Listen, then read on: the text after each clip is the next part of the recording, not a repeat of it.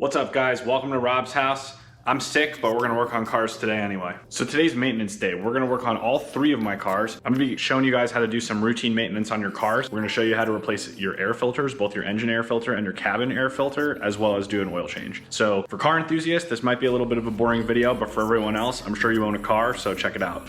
All right, so first and foremost, we have our parts here. We have an engine air filter and a cabin air filter for the Mustang. We have an engine air filter and a cabin air filter for my lady's Honda Civic that desperately needs to be replaced. It's smelling pretty funky in there. And then we have oil change equipment for the Corvette. We got some 5W30 high mileage full synthetic oil, and we have an oil filter. So this is routine maintenance that anyone's gonna have to do on their car. I'm sure anyone watching this video has gotten an oil change before, so we'll show you how to do that today. But one of the things a lot of people don't really think about are their air filters. They're really cheap, and I got quoted from a Honda dealership a couple years ago, something on the order of $150 to $200 just to replace these two air filters. I'm gonna show you how easy that is today, and also how cheap it is. For parts, if I just bought the filters from Honda, they wanted something like $60. I got both of these on Amazon. I think this was 20 bucks, this was 10 bucks. They're not OEM, they're direct OEM replacements, especially for a daily driver like a Honda Civic. I didn't really feel like it mattered. I replaced them often enough that I'm not too worried about using the exact air filter that Honda uses. Like I said, most people have probably never even thought really about replacing these. Maybe your engine air filter, but your cabin air filter is super important. It literally filters the air that you breathe as it blows into the car. So I've been doing it every 30,000 miles or so on the Civic, and it's starting to smell a little funky in there. We're at about 92,000 miles now, so it's due for another one. So we're gonna do that today. All right, so first things first, Mustang engine air filter. Located in here, got a bunch of screws that we gotta take out to pull this cover off. They're all T30 Torx bits, so I'm gonna remove those, and I'll show you how to replace the filter. Derp. Should have figured Roush replaces the stock engine air filter in these. All right guys, so I didn't realize the other day that I actually ordered the wrong part. I ordered a stock Mustang GT 5.0 Coyote filter, but since I have a Roush, I have a Roush air intake on my car, not a stock Mustang air intake. So it's a couple days later now. I did all the other work in the video the other day, but we're just flashing forward really briefly because I now have the correct filter right here from Roush. It does look slightly longer than my stock one. Oh, it says size 104 on the hose clamp. This says size 104. The hose clamps are the same size, so let's just see if it fits. According to Roush, these filters are supposed to be reusable. You're supposed to be able to clean them and reuse them, but this one's looking pretty crappy. I'm not sure, I couldn't find on their site if these are dry or wet air filters. What that means is some air filters are oiled. I don't know if they're oiled or not. The cleaning procedure for each type is different. So I've emailed Roush. I figured, what the heck, I'll have a spare one. If I'm able to service this OEM one, I will, and then I'll just keep that, you know, every time I need to swap my air filter, I'll just swap the dirty one out, and then I can clean it on my own time. If I do have to clean these with solvent and re-oil them, that procedure can take anywhere from 10 to 15 hours. You first apply solvent, then you rinse it out with water, and then you have to wait for it to dry before you reapply the oil and reinstall the air filter. I figured it can't hurt to have a spare one. If they're serviceable, these should last me indefinitely. So anyway, let's get started. Let's get this one off, put this one on. It's really simple. As you can see on the new one, it's just a hose clamp. So it should just be loosening up this clamp and then pulling it off. So this should be completely loose now.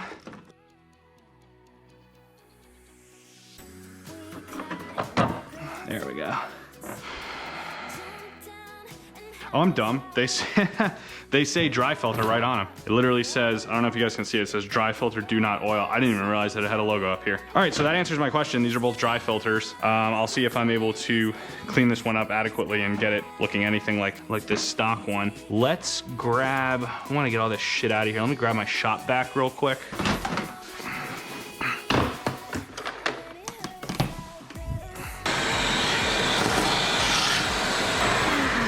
Easy enough. And then let's install this new filter, and we're done.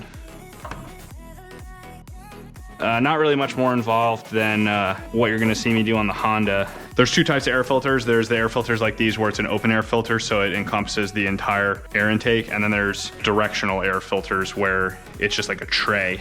And that's what the Honda has. So now that the engine air filter is done, we're gonna move into the cabin of this car, get the cabin air filter swapped out here, and then we'll move on to the Honda. Cabin air filter. And this car is located behind the glove box. So first I'm gonna empty my glove box, and I'll show you how to remove it. There is a little bar on the right-hand side here, which is what lets your glove box open slowly instead of just kind of flopping down. So we just have to remove that. I don't know if you can see it, but I'm just gonna push up on this and then pull it out. Push up, pull it out of that hole. And then the removal for the glove box is the same as just about any other car, which is these two little tabs that are holding it in. We're just gonna pinch the glove box together and kind of pull it down. So pinch that side, release it, boom. Glove box comes right down, no problem. All right, so our cabin air filter is behind there. You can see the access panel. This is actually the filter. You can see there's a screw right back there. That's a Torx T20 screw. My finger is on the screw. Remove that screw so we can pull this cover off, and then we can slide the air filter out. So here was our Torx T20 screw. I'm just gonna set that over in the cup holder for now. If I reach back here, you can see it kind of pop out like that. There are two retaining tabs. I'm gonna pull it all the way out so you guys can see. There are these two retaining hooks, so basically it drops down and then you kind of just gotta work it out until you can get these tabs out. No problem, we'll set that in our cup holder over here, and now I can pull the air filter out. So you see this tab here, that's the air filter. So in this case, the air is actually getting pulled in from the side of the car, so we wanna make sure that when we insert our new filter, the arrow is pointing down and to the left. And you can see right here, it's pretty simple. It's got an arrow indicating here. So the filter was actually in this way. So this was on the back side, but it was pointing down. So we'll just mimic that. So that's cool. They give you some instructions. Here's a new filter. Old filter's disgusting. It's got all this crap in it everywhere. Your cabin air filter is exactly what it sounds like. This filters the air that you breathe in the car. These are like 10 or 20 bucks depending upon the model of car you have. I replace these pretty regularly, something that most people probably don't think about, but for 10 or 20 bucks, I'd replace them more often than not. A lot of modern cars have them behind the glove box, just like this car, so it'll be something similar even if you don't have a Mustang. And I'll show you the Honda after, which is even easier actually than that. So let's go install this and then finish up the Mustang. We're back in the Mustang. All right, remember I said these arrows for airflow have to be pointing toward the center of the car. So the arrows were on the backhand side. I'm gonna preserve that. We're gonna keep the arrows facing down. We're gonna slide this in this way. Slide this guy back up in there. Now we're just gonna reinstall our cover. Pain in the butt, but we got the cover back on. I just had to align those hooks back up that kind of hook in, so wasn't able to do it on camera for you guys. And now I'll just reinstall the screw and we're good to go. Almost forgot, reinstalling the glove box. These two things on either side, we're just gonna kind of pinch them in so that we can get the glove box back up in there. Now, as of right now, the glove box just kind of free falls. So we just gotta reinstall this guy. So as you can see, there's a hole on the side. We're just going to sort of put this guy into the hole and push down to lock it in place. And we're done. That's it.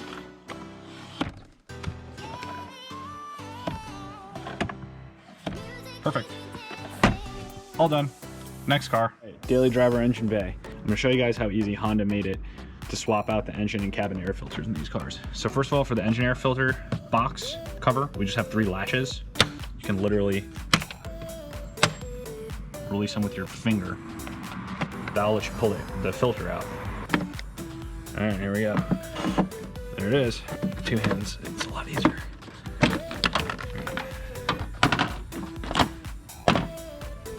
Old, new. This was white when I installed it. Ooh. Yeah, that needed to be changed. All right, throw this one in there and we're good to go. Same as the deinstallation. How to get it positioned correctly with both hands. Done. Let's move on to the cabin. We are inside the Civic right now. There's 2 tabs on either side. On the Honda, there's literally nothing else holding it in, so you can push on each side, kind of pinch it inward, and the whole thing will drop right down. All right, so you can see the box back here that has our cabin air filter. So there's 2 tabs on either side. You have to push them in. You're gonna need 2 hands. Push them in. Well, I guess you don't need 2 hands. You can do one at a time. There's a tab here. Push it in. Pull that side out. There's a tab here. Push it in. Pull that side out. Boom. Casing comes right off. slide the cabin air filter out, and that looks gross. New filter, old filter. We're gonna throw that out. It'll go in the trash after I get out of the car. I'm not littering on my driveway. All right, so it's really simple. Literally just slide this in. Be mindful of the markings on the side. See how it says airflow, and it has an arrow. So in this car, we want to make sure that when we slide the air filter in, it's facing down like that. We'll just slide it right back into the compartment back here. And then we're just gonna put this cover back on. It should just clip right back into place. You just literally push both sides on. 1 and 2, clip, done. Reinstall your glove box, really simple. Push it all the way up, pinch both sides in. Glove box is back in, and we're done. The dealership will charge you $100 for that. Don't pay $100 for that. I don't really know what the recommended service intervals are. It should say in your manual. I usually just replace them every like 2 or 3 years or 30,000 miles, whichever comes first. Consult your service manual. Always consult your service manual. It might be sooner. On to the next car. All right, guys, air filters are done. Let's get the Mustang out of here, pull the Corvette in. We'll do an oil change.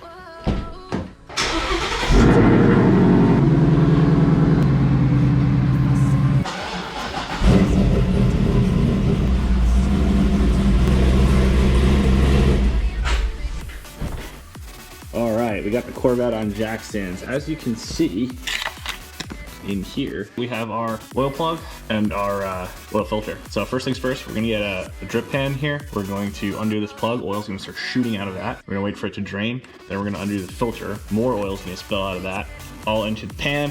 And then we're gonna put our new oil filter on, reinstall this plug, and then fill the car back up with oil. I'll show you how to do that. I'll walk you through it. We'll be right back. All right, first things first, let's drain this oil. I get a better grip on this. Oh, man. Well, that felt like it was over torqued. Now that we have successfully smashed the GoPro, let's undo this guy. All right, so as I'm unscrewing this with my hands, guys, I am keeping pressure on it. Reason being because oil is going to shoot out of this thing. Here we go. There it is. Hey. All right, we're gonna let that drain for a minute.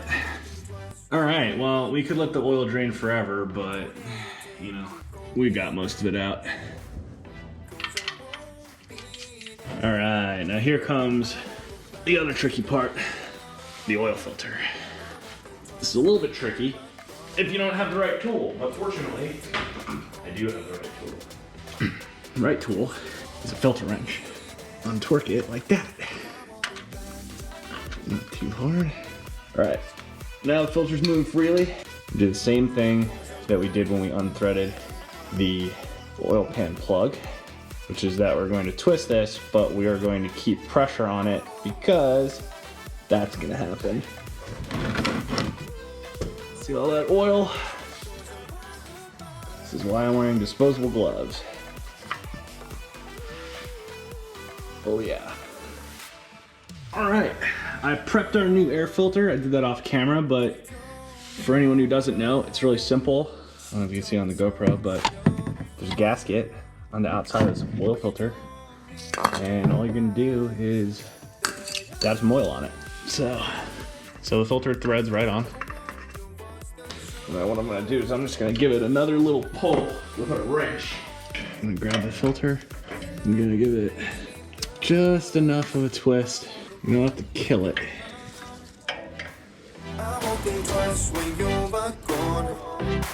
Don't hesitate, pull me back, 'cause I won't be there. Perfect. All right. Now I'm gonna take my torque wrench and I'm gonna torque our drain plug to 18 pound-feet. That is the factory spec. That's what the manual says to do, so that's what we're gonna do.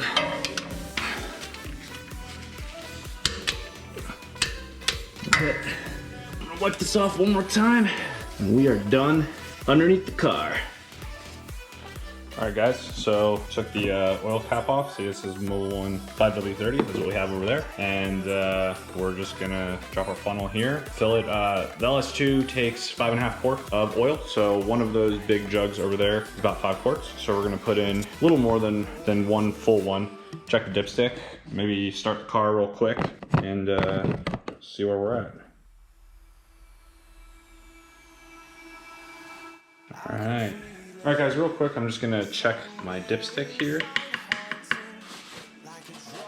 Check this dipstick, see where we're at. So clean the dipstick off, reinsert it, and pull it out. We're gonna see where we are. All right, so we're actually at about the first circle here. There's 3 circles on this dipstick. First circle being if you're below that, you have low oil level. Third circle being if you're above that, you have too much. I think what we're gonna do now is we're gonna take the car off our jack stands. We're gonna run it for a couple minutes, let it idle, let it get warmed up. Then we're gonna check the dipstick again. When you do a fresh oil change, usually you fill oil, run the motor for a little bit, and check the dipstick again. Your level will have dropped since it has cycled oil through a little bit, and then you just kind of top it off and then you're done. That's pretty much it. Air filter changes, oil filter, you know, this is routine stuff. It's pretty easy. You can get one of those drip pans for like $8 at Advance Auto, AutoZone, any of your auto parts stores. They'll have the oil for your car. You can literally ask them to punch it into their system and they'll tell you what oil. You can just check your owner's manual to make sure that you're using the right type of oil. This car takes 5W30 full synthetic. It's very important that I put full synthetic in this car. Let's get the car back in the ground and we'll finish up real quick, and then that'll be it for today. Recycling the oil. I figured I could show you guys what a beast this thing is.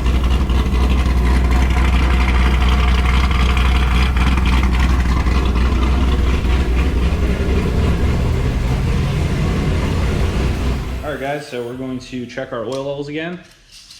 Now that we let the car idle for a little bit, let it get a little bit warm, cycle some oil through, let's see where we're at. Yep, we're right at the second line, which is right about where we want to be. I'm just gonna add just a little bit more, just to make sure. The owner's manual states that this car takes 5.5 quarts of oil. I only added 5 before, so I'm just going to add another little bit, maybe not quite a half quart, just because there's probably some left over in there still. Check our dipstick one more time, and then we're good to go. Should be good. I don't know if you guys can hear JJ screaming inside from here, but that means that he's getting his nose cleaned. We are all sick, very congested, and he does not like having his nose suctioned. But nonetheless, that's what has to be done. Perfect, just underneath the third circle, right where we want to be. Boom. That's it, guys. That's an oil change. It's really not that complicated. One thing that I didn't mention up until now is make sure you dispose of your oil properly. So what I'm gonna do is I'm gonna take all this oil in this drip pan down here, and I'm going to funnel it back into this empty container, and then I'm going to take that to Advance Auto Parts so that they can recycle that oil. Don't dump that in sewage or throw it in the trash or any of those things. Make sure you dispose of your oil properly. One other thing I didn't mention is I seem to have a small, slow coolant leak in this car. The other day I got into it and it said coolant level low, and I checked, and sure enough, there was like barely any coolant in it. So I bought this universal radiator coolant dye. It's UV dye. It says 1 ounce of dye to 4 gallons of coolant. So anyway, I'm probably gonna put about half the bottle into my coolant reservoir and see what's going on. I bought this leak detection kit with a UV light and some glasses so that hopefully this stuff will glow when that light hits it and I can see where the leak's coming from. All right, guys, so after poking around with my UV light and not seeing anything, I thought that all hope was lost. However, I found the source of the coolant leak is the upper radiator hose. For some reason, the reason I couldn't see it is because the top doesn't seem to be leaking, but I'm not sure if this hose just isn't seated right, but there is stuff. You can see all this wet stuff on my hand. If you put a UV light to this, there's dye all over it. So I'm pretty sure that's the source of my leak. I'm gonna replace that hose clamp, see if it does anything. If not, I'll just replace the entire hose, and then we should be good to go. I've been thinking too much lately. I just need to clear my head. I just need to clear my head.